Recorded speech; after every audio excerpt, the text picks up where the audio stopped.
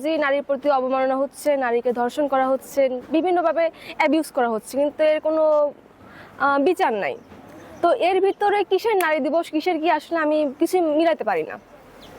আমরা দেখছি নরসিংদী, পাবনা, তারপর সীতাকুণ্ডু, এখানে অনেক ছোট ছোট বাচ্চা শিশুকে 6 মাস থেকে শুরু করে বৃদ্ধ পর্যন্ত সকল পর্যায়ের নারী রেপ হচ্ছে, কিন্তু তারপরেও বিচার চাইতে গেলে কি আসে যে নারীর পোশাকের সমস্যা।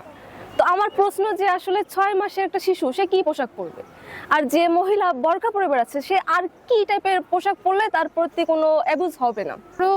যুগের বিবর্তনে নারী এম্পাওয়ারমেন্ট হয়েছে, কিন্তু অ্যাকচুয়ালি পিওর এম্পাওয়ারমেন্ট যেটা দরকার ছিল সেই জিনিসটা স্টিল নাও আমরা দেখতে পাচ্ছি না। রিসেন্টলি চাইল্ড অ্যাবিউজগুলো, চাইল্ড সেক্সুয়াল হ্যারাসমেন্টটা বেশি বেড়েছে, কিন্তু এটা আজকের নতুন না। সবার আগে যখন আমাদের প্রধান উপদেষ্টা ইউনূস আসার পরে আসিয়ার যে কেসটা হয়, তখনও আমরা কিন্তু এটা নিয়ে অনেক দাবি দাবা জানিয়েছি, কিন্তু আমরা এটা কোনো প্রপার ইমপ্লিমেন্টেশন দেখতে পাই নাই।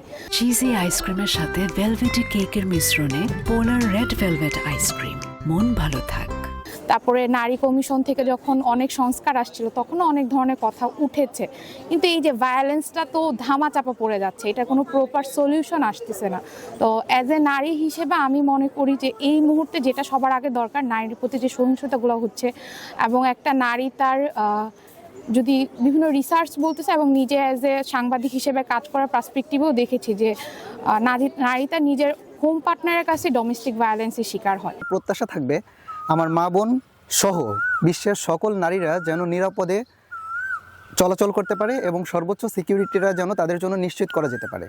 এক্ষেত্রে বর্তমানে আমরা বাংলাদেশে প্রায়শই দেখতে পাচ্ছি যে খুন এবং ধর্ষণের যে ব্যাপারটা, এটা অনেক বেশি বেড়ে চলেছে, যেটা লাগাম এখনই টেনে ধরা উচিত। এক্ষেত্রে রাষ্ট্র থেকে আমরা একটা রাষ্ট্রীয়ভাবে এন্ট্রি সিগন্যাল তৈরি করতে পারি। যেমন আমাদের যে আমরা যখন পুলিশ দেখি তখন আমাদের ব্রেনে অতটা ভয় কাজ করে না যতটা আমাদের র্যাব অথবা আর্মি দেখলে কাজ করে। এর কারণটা আমাদের মাথায় একটা এন্ট্রি সিগন্যাল তৈরি হয়েছে, যেটাতে আমরা বুঝি যে না, একটা ক্রস ফায়ারের ব্যাপারটা আমাদের মাথায় চলে আসে।